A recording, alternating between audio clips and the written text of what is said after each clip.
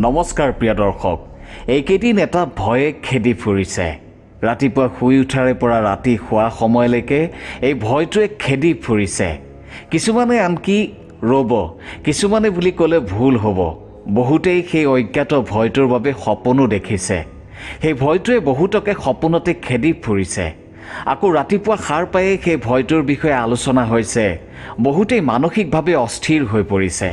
আৰু কিমান সহ্য কৰিম আৰু কিমান অপেক্ষা কৰিম।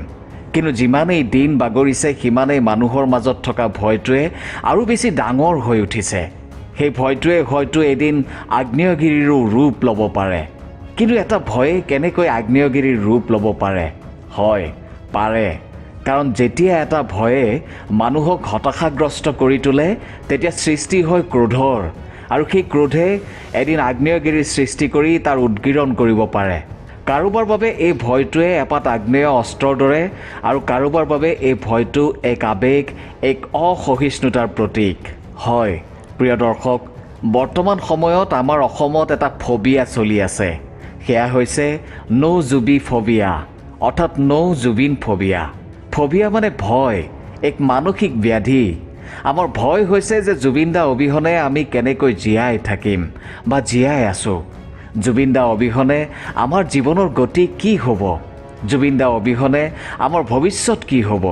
কোনে আমাক প্ৰেৰণা যোগাব কিবা এটা কৰিবলৈ? কোনে আমাক সাহস দিব ঘেণ্টাও কাকো খাতিৰ নকৰোঁ বুলি ক'বলৈ? কোনে ক'বহি আহি যে আমাৰ কোনো জাতি নাই, আমাৰ ধৰ্ম নাই, ভগৱান নাই? কোনে আহি আমাক ক'ব যে কাম কৰ, ছ'চিয়েলিষ্ট হ, মানুহৰ হকে কাম কৰ, নিজেও ভালকৈ চলি থাক আৰু আনকো ভালকৈ চলি যাবলৈ সহায় কৰ?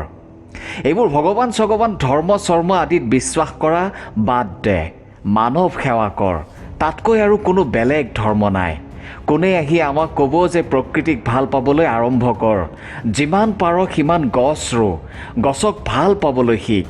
যেনেকৈ মই ভাল পাওঁ, মই কথা পাতোঁ, মানুহতকৈ গছেহে মোক বেছি বুজি পায়। চা, প্ৰকৃতি অবিহনে আমিবোৰ শূন্য মাথো। গতিকে মোৰ চিধা কথা, খাটাং কথা, যিয়ে গছ কাটিবলৈ চেষ্টা কৰিব বা কাটিব তাকো কটা হ'ব। কোনে আহি ক'ব যে সংগীতৰ কোনো ভাষা নাই, সংগীতে কোনো পৰিধি নামানে, নুবুজে? কোনে আহি ক'ব যে মই কোনো জাত পাত নাচাওঁ? কোনে আহি ক'ব যে নিজৰ জাতিটোক অৰ্থাৎ অসমীয়া জাতিটোক ভাল পাবলৈ আৰম্ভ কৰ, নিজৰ জাতিটোক চিনি পালেহে নিজক চিনিব পাৰিবি? কোনে আহি ক'ব কিতাপ নথকা জাতিক গামোচাই বচাব নোৱাৰে? কোনে আহি ক'ব চৰকাৰ আমিহে বনাওঁ, চৰকাৰে আমাক নবনায়? আমি নতুন প্ৰজন্ম হয়, ইচ্ছা কৰিলে আমি দেশ সলাবও পাৰোঁ, জ্বলাবও পাৰোঁ। ঈশ্বৰ পুৰুষ আমি স্বচক্ষে দেখা ভগৱান বৈকুণ্ঠ পৰায়ণ হোৱা আজি এমাহ পাৰ হৈ গ'ল। যিমানেই দিন বাগৰিছে সিমানেই জুবিনদাৰ প্ৰতি মানুহৰ আৱেগ বাঢ়ি গৈছে। মৰম, ভালপোৱা, শ্ৰদ্ধা আৰু বেছিহে বাঢ়ি গৈছে। হিয়াৰ আমঠুক আমি সোণাপুৰত অকলশৰীয়া কৰিবই পৰা নাই। পঞ্চভূতত বিলীন হোৱাৰ দিনাৰ পৰা আজিলৈকে জুবিন ক্ষেত্ৰ কোনো এক মুহূৰ্তও জনশূন্য হোৱা নাই।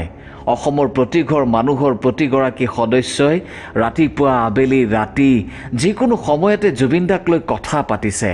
কোনোবাই যদি জুবিনদাৰ পৰোপকাৰৰ কথা পাতি চকুলো টুকিছে, কোনোবাই আকৌ জুবিনদাৰ যিকোনো গান এটা গাবলৈ গৈ কান্দিছে। কোনোবাই হয়তো জুবিনদাক সমালোচনা কৰা সকলক কঠোৰ সমালোচনা কৰিছে। কোনোবাই আকৌ সামাজিক মাধ্যমত জুবিনদাৰ ন্যায় বিচাৰি জাষ্টিছ ফৰ জুবিন গাৰ্গ বুলি 100 বাৰতকৈ অধিক লিখাত ব্যস্ত হৈ আছে।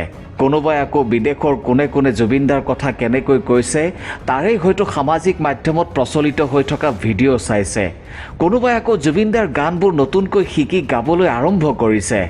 কোনোবাই আকৌ স্কুলৰ পৰীক্ষাত প্ৰিয় সাহিত্যিক জুবিন গাৰ্গ বুলি ৰচনা লিখিছে। তাকে লৈ শিক্ষক শিক্ষয়িত্ৰী হয়তো বিপাঙতো পৰিছে যে জুবিনদা প্ৰকৃততে কি আছিল। কিছুমানে আকৌ জুবিনদাক কি বুলি ক'ব ভাষাই বিচাৰি পোৱা নাই। মানে জুবিনদা প্ৰকৃততে কি আছিল বুজিবলৈ সঁচাকৈ বৰ কঠিন। তাৰ মাজতে বিভিন্ন ৰাজনৈতিক দলে জুবিনদাক লৈ কেনেকৈ 2026ৰ নিৰ্বাচনী বৈতৰণি পাৰ কৰিব পাৰি তাৰে চিন্তা কৰি আছে। শাসকীয় পক্ষই নিজেই ৰাজপথলৈ ওলাই আহিছে জুবিনদাৰ ন্যায় বিচাৰি। এয়া ইতিহাসৰ এক বিৰল ঘটনা। সাধাৰণ জনতা হিচাপে আমি এয়াই বুজিব পাৰিছোঁ যে ৰজাঘৰীয়াই যেতিয়া ৰাজপথলৈ আহিবলগীয়া হৈছে, তাৰ মানে ৰজাঘৰীয়াৰ ৰজা হৈ থকাৰ কোনো ভিত্তি নাই। মানুহে ৰজাঘৰীয়াৰ ওপৰত আস্থা হেৰুৱাবলৈ ধৰিছে। জুবিনদাক ন্যায় দিবলৈ যাওঁতে কিজানি ৰৌ বৰালিবোৰ জালত পৰে, সেই ভয়তে কিছুমানে জুবিনদাৰ ন্যায়ৰ বিষয়টোৰ পৰা ফালৰি কাটিবলৈ পাৰে চেষ্টা কৰিছে। যিমানেই চেষ্টা কৰিছে সিমানেই মানুহবোৰ জুবিনদাৰ পক্ষ লৈছে।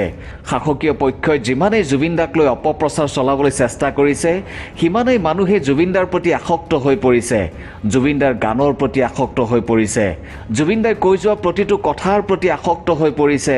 অৰ্থাৎ জুবিনদাই জীৱনকালত যি কৈ গৈছিল সেয়া সম্পূৰ্ণ সত্য প্ৰমাণিত হৈ আছে।